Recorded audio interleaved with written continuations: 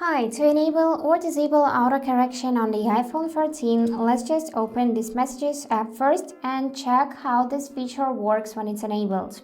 So now I can just type in something, and if I messed up, I can see another option right here above the keyboard, which I can use if you just tap this space option.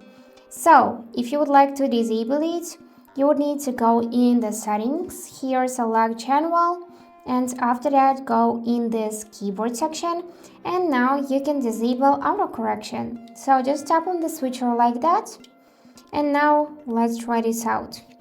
Yeah, no autocorrection. If you want to enable it once more, just tap on this switcher and it will be enabled. So to save the changes, it is enough to simply return back to the previous settings.